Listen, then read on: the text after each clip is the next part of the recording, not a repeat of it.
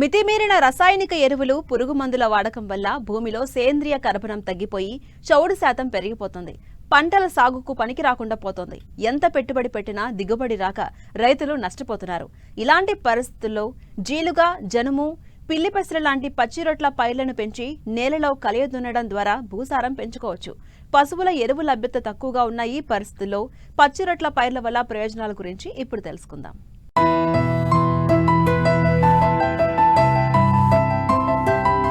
భూమి ఆరోగ్యంగా ఉంటేనే పంటల సాగులో ఆశించిన ఫలితాలు వస్తాయి. పదే పదే రసాయన ఎరువులపైనే ఎక్కువ ఆధారపడితే దీర్ఘకాలంలో మంచి కన్నా చెడే ఎక్కువ జరుగుతుంది. ఇప్పుడు చాలా ప్రాంతాల్లో నేలలు కిడసబారిపోయి రసాయన ఎరువుల దుష్ఫలితాలను కళ్లకు కడుతున్నాయి. ఈ నేపథ్యంలో పశువుల ఎరువుల లభ్యత తక్కువ ఉన్న ప్రాంతాల్లో శాస్త్రవేత్తలు పచ్చిరొట్ట పైర్ల సాగును ప్రోత్సహిస్తున్నారు. అయితే పచ్చిరొట్ట ఎరువులు వేసిన తరువాత నేలలో వేసి కలియదున్నడానికి సుమారు 45 రోజుల వ్యవధి కావాలి. ఏపుగా పెరిగి ఎక్కువ పచ్చిరొట్టను ఇవ్వాలంటే తేమ అవసరమవుతుంది. వీటిని రైతులు సకాలంలో పొలంలో సాగు చేసి కలియదున్నడంతో ఎరువులపై పెట్టే ఖర్చులు తగ్గడమే కాకుండా అధిక దిగుబడులను పొందవచ్చు.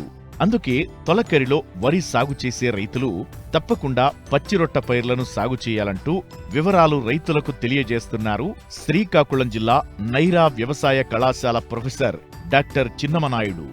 ప్రస్తుత వ్యవసాయంలో గనక చూసుకుంటే రైతులు రసాయన ఎరువులు ఎక్కువగా వాడడం అనేది మనం గమనిస్తున్నాము. అధిక దిగుబడి రావాలని, అదేవిధంగా ఇతర రైతులు వాడుతున్నారు కాబట్టి ఎరువులు ఎక్కువగా వేయాలని చెప్పేసి ఎక్కువగా రసాయన ఎరువుల మీద ఆధారపడడం అనేది కనిపిస్తుంది. దీనివల్ల ఏంటంటే భూమి తాలూకా ఆరోగ్యం దెబ్బతినటం, భూమిలో కూడా పోషకాల తాలూకా సమతుల్యత దెబ్బతినటం అనేది మనం గమనిస్తున్నాం. తద్వారా ఏమవుతుందంటే రైతులు పంటలు వేస్తున్న కొద్దీ ఇంకా దిగుబడి పెంచాలని ఇంకా రసాయన ఎరువుల మీద వేసేస్తున్నారు. అది కాకుండా ఎక్కువగా నత్రజని సంబంధిత ఎరువులను ఎక్కువగా వాడటం అనేది గమనిస్తున్నాం. అంటే యూరియా కానీ, డిఏపి కానీ, గ్రోమరు ఇలాంటి వాటిని ఎక్కువగా రసాయన ఎరువులు వేస్తున్నారు.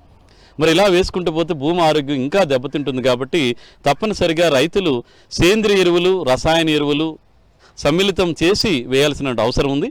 మరి సేంద్రియ ఎరువులు వేయాలంటే రైతులకి పశువుల గత్తం కానీ వేయలేని పరిస్థితి. కాబట్టి పచ్చిరొట్ట పంటల్ని మన పంటల ప్రణాళికలో భాగంగా తీసుకొని ఖరీఫ్లో వేసే పంటల ముందే ఈ పచ్చిరొట్ట పంటలను కనుక వేయగలిగితే తద్వారా భూమికి పచ్చిరొట్ట అందడం, సేంద్రీయ కర్బనం పెరగడం, పోషకాలు అందుబాటులోకి రావడం, అదేవిధంగా భూమి తాలూకా భౌతిక రసాయన స్థితిగతులు కూడా మెరుగుపడడం అనేది ఈ పచ్చిరొట్ట పంటల ద్వారా జరుగుతుంది. కాబట్టి రైతులు ఖరీఫ్లో ఎవరైతే రైతులు వరి వేస్తారో వాళ్ళు తప్పనిసరిగా ఈ పచ్చిరొట్ట పంటలు వేసిన తర్వాత కనీసం 45 రోజుల పాటు భూమిలో పెరగనిచ్చి తర్వాత వాటిని కలిగి దున్నుకుంటే వాటి ద్వారా మనకు చాలా వరకు ఈ భూమికి సేంద్రియ పదార్థం అందుతుంది. ఈ పచ్చిరొట్ట పంటలు కనుక చూస్తే మనకి జనుము, జీలుగా, అలసందలు, పిల్లి పెసర, మినుము వీటిని కూడా మనం చూసుకుంటే పచ్చిరొట్ట పంటలు అంటాం. అంటే ఈ పంటలు ఎందుకు వేస్తామంటే ఇవి ఎక్కువ సేంద్రియ పదార్థాన్ని, పోషకాలను అందిస్తాయి. వేసిన తర్వాత త్వరగా పెరుగుతాయి. తర్వాత ఏంటంటే త్వరగా చివికిపోతాయి. మనం పొలంలో కలిగి ఉండేటప్పుడు ఈ పచ్చిరొట్ట పంటలు త్వరగా చివికిపోతాయి. ఇవి సూక్ష్మ, అదేవిధంగా స్థూల పోషకాలను కూడా ఎక్కువగా అందిస్తాయని పరిశోధనలు తెలియజేస్తున్నాయి. కాబట్టి ఈ జనుము, జీలుగా, అలసందలు, పిల్లి పెసర ఇలాంటి పంటల్ని వరి పంటకు ముందు కనీసం 40-50 రోజుల ముందుగానే ఈ తొలకరి వర్షాలు పడినప్పుడు వేసుకోవాలి. అవి పెరిగిన తర్వాత పూతకి వచ్చే దశకే తర్వాత నీరు పెట్టి కానీ లేదా వర్షం పడేటప్పుడు భూమిలో కలిగి దున్నడం అనేది చేసుకుంటే తద్వారా మనకి ఇవన్నీ కూడా పోషకాలను బాగా అందించేటువంటి అవకాశం ఉంది. ఈ జనుము, జీలుగా అయితే సుమారుగా ఒక 12 నుంచి 14 కిలోలు ఒక ఎకరానికి విత్తనాలు చల్లుకోవాలి. అలసందలు, ఈ పెసర అయితే కనుక కనీసం 8 నుంచి 10 కిలోల విత్తనాలని ఒక ఎకరానికి చల్లుకోవాలి. ఏదైనా కానీ ఒక 40 నుంచి 45 రోజులు పెరిగితే జనుమ, జీలుగా అయితే కనుక ఒక ఎకరానికి 6 నుంచి 8 టన్నులు పచ్చిరొట్ట వస్తుంది. ఈ అలసందలు, పెసర ఇవన్నీ చూస్తే 2.5 నుంచి 3 టన్నుల వరకు పచ్చిరొట్ట వస్తుంది. మీరు కనుక ఒక అంచనా వేసుకుని ఇంత పచ్చిరొట్ట భూమికి కలిపినప్పుడు తప్పనిసరిగా భూమికి కొంత సేంద్రియ పదార్థం అయితే అందుతుంది. వీటితో పాటుగా ఈ స్థూల పోషకాలైనటువంటి నత్రజని, భాస్వరం అని చూసుకుంటే జనుము, జీలుగా అయితే కనుక ఎకరానికి 30 నుంచి 35 కిలోల నత్రజని, ఒక 6 నుంచి 8 కిలోల భాస్వరం, అదేవిధంగా 20 నుంచి 25 కిలోల వరకు కూడా పొటాష్ రూపంలో మనం భూమికి అందించినట్టు అవుతుంది.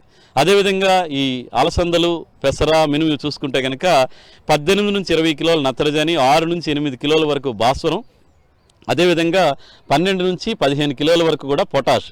ఈ రకంగా పోషకాలు కూడా సేంద్రీయ పదార్థం పాటు అందుతాయి కాబట్టి భూమి తాలూకా ఆరోగ్యం మెరుగవుతుంది, భూమి తాలూకా భౌతిక స్థితిగతులు అనేవి మెరుగవుతాయి, పోషకాలు కూడా అందుతాయి కాబట్టి భూమికి మనం రసాయన ఎరువులను తగ్గించేటువంటి అవకాశం ఏర్పడుతుంది. వేసినటువంటి పంట కూడా ఆరోగ్యంగా పెరిగి మంచి దిగుబడి రావడానికి ఆస్కారం ఉంటుంది. కాబట్టి మరి రైతు సోదరులు ఈ తొలకరి వర్షాలు పడినప్పుడే ఏవైతే మనం చెప్పుకున్నటువంటి ఈ పచ్చిరొట్ట పంటలు ఉంటాయో వాటి తాలూకు విత్తనాలు సేకరించుకొని వాటిని కనుక భూమికి వేసి తద్వారా పచ్చిరొట్ట పంటల ద్వారా భూమికి సేంద్రీయ పదార్థాన్ని అందించి భూమి ఆరోగ్యం కాపాడితే అక్కడి నుంచి వచ్చిన పంటలు కూడా ఆరోగ్యకరంగా ఉంటాయి.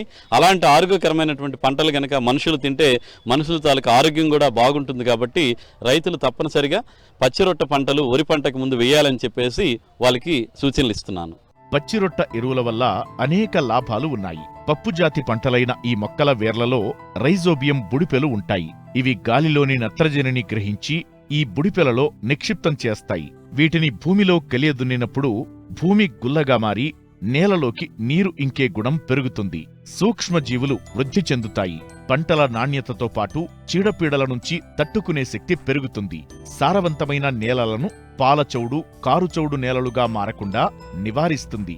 పంట దిగుబడి 15 నుండి 20% అధికంగా పెరుగుతుంది.